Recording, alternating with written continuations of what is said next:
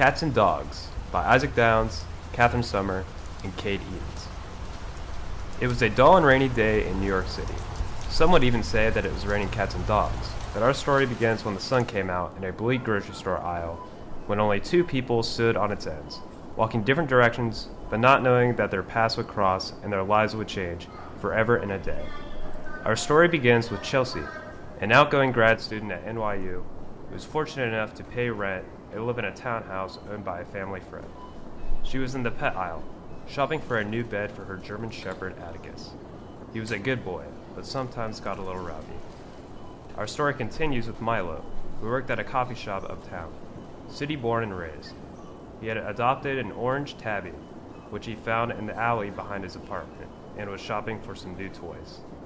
They were both in their own heads, and did not realize that they had drifted to being only inches apart and bumped into each other. Oh, I'm so sorry. No, don't be. It was completely my fault. I mean, if you say so, but no, I really am sorry. Well, in any case, if you're still apologizing, I do forgive you.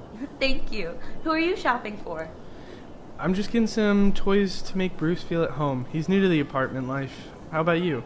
Just grabbing a bed for Atticus. He's a little rascal with an affinity for destroying things. They continued with their witty banter and introductions until one of them finally gained the courage, blushing, to ask the other for coffee. So, Milo, would you want to get coffee sometime? I'd love to. And I know just the place. Chelsea and Milo walked into their separate directions, hoping to see each other again soon, with happy thoughts consuming all of the space in their heads. The perfect girl, and she has a cat? With a name referencing literature? How could I get so lucky? The perfect guy? And with a dog, I can't believe it. Our lovebirds texted for days and spent hours on the phone in anticipation for their date. When the day finally came, Chelsea grabbed a taxi and headed uptown. She arrived at the Cat's Meow coffee shop, laughed and shook her head. The only thing she was allergic to. Was this a sign? She shook it off and went to see Milo behind the counter. She waited in line and got to the front. Hey, stranger, you didn't mention that you worked here. As Milo started to untie his apron, he spoke, hoping to make Chelsea laugh. Well, technically I don't. My shift just ended. Go ahead and grab a table. What do you want? It's on the house. Just a hot chocolate, please. I'll grab a table in the back. Alright, I'll be over in 1 minute. The pair sat in the back of the Cat's Meow for what seemed like hours, until Chelsea suggested heading back to her place to watch a movie. What movie do you want to watch? I'll surprise you. And you finally get to meet Atticus. Sounds perfect. The couple grabbed a cab and headed back to the dual-level townhouse, both having different expectations to what they would find. They arrived at Chelsea's place, and Milo went and sat on the couch, while Chelsea got the movie going. You get comfortable, and I'll go grab Atticus. Awesome. Chelsea leaves, while Milo watches the previews for the surprise movie. Milo looks around and begins to notice there are a lot of dog-related items decorating her house. Finally, the main menu comes on screen, and Milo reads the title, Isle of Dogs. Just then, Chelsea re-enters the room with Atticus. Surprise! This is Atticus. Milo only has seconds to react as Atticus bolts over to him and begins sniffing and licking him. Milo begins to sneeze profusely. Atticus is a dog?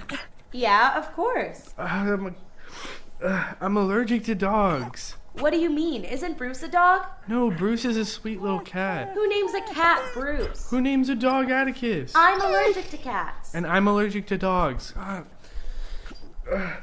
Gosh, I knew this was too good to be true. Milo left the house discouraged, giving Chelsea a quick goodbye and went home to Bruce. Can't believe it. I know that we had only known each other for a short while, but she was amazing. We could talk about anything. And from the beginning, it was just so comfortable. Yeah, I know. I know there'll be other ones. Just not like her. As Milo sat with his tabby on one side of town, Chelsea was pacing her kitchen, Atticus at her heels. Honestly, I can't believe it. Everything was going so well. He was so great. He was just so sweet and cute and funny and ugh. Yes, Atticus, just like you. The duo spent a couple days checking their phones for missed messages. but the ones they were waiting for never came. Little did they know that, like in the grocery store aisle, their paths were about to cross yet again. Now, come on, Atticus. You've got to put on your collar if you're going to go in the car. And absolutely no peeing on the seat. Got it? Good boy. Bruce, please get in the crate. There's no way I'm letting you run freely around the moving car. You would somehow just cause an accident. And it's raining. You hate getting wet.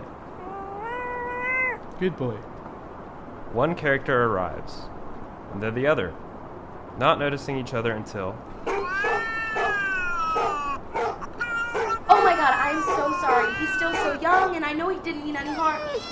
Oh, hi, Milo. Hi, Chelsea.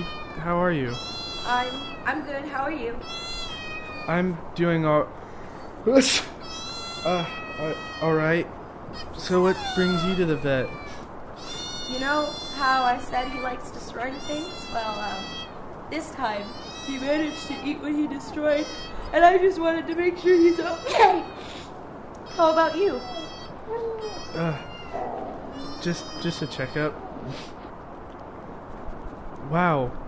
Looks like they're actually really getting along.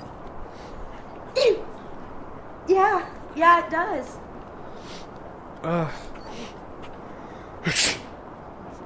Do you think that if they can make it work, so can we?